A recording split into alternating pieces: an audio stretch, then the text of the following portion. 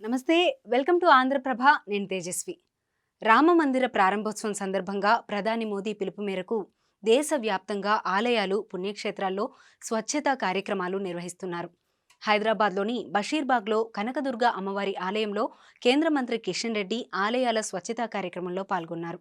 ఆలయ పరిసరాలను ఊడ్చి తన చేతులతో చెత్తను ఎత్తివేశారు. నీటితో ఆలయ గోపురాన్ని శుభ్రంగా కడిగారు. అనంతరం తన స్వహస్తాలతో స్వయంగా విగ్రహమూర్తుల్ని శుద్ధి చేశారు.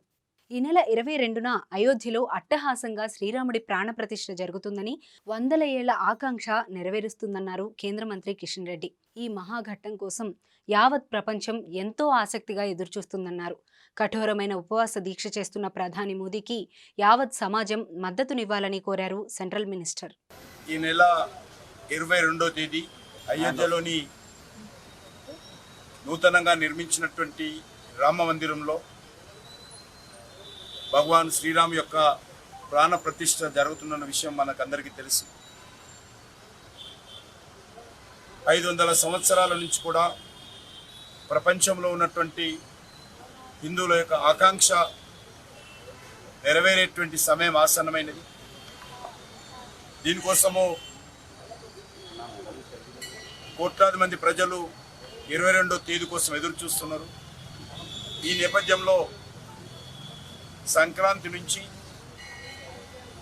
21వ తేదీ వరకు దేశంలో ఉన్నటువంటి అన్ని దేవాలయాలలో కూడా స్వచ్ఛ అభియాన్ కార్యక్రమం చేయాలని, దేవాలయ పరిసర ప్రాంతాలు పరిశుభ్రం చేయాలని ప్రియతమ ప్రధానమంత్రి శ్రీ నరేంద్ర మోడీ గారు పిలుపునిచ్చారు.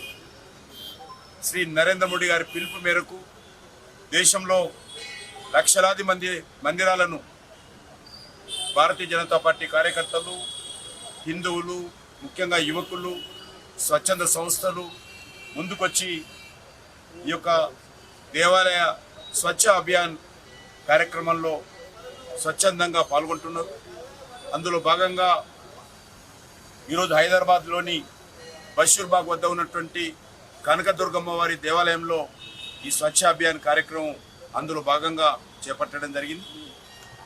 నేను కోరుతా ఉన్నాను, ప్రతి హిందువు ఆ రోజు ఈ కార్యక్రమంలో పాల్గొనాలి.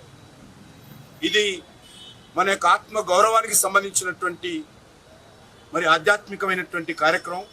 500 సంవత్సరాలుగా పోరాటాలు చేసి అనేక ఆత్మ బలిదానాలు చేసిన తర్వాత ఈరోజు శ్రీరాముడు మళ్ళీ అయోధ్యలో రామాయణంలో మరి వస్తున్నటువంటి అద్భుతమైనటువంటి సమయం ఇది.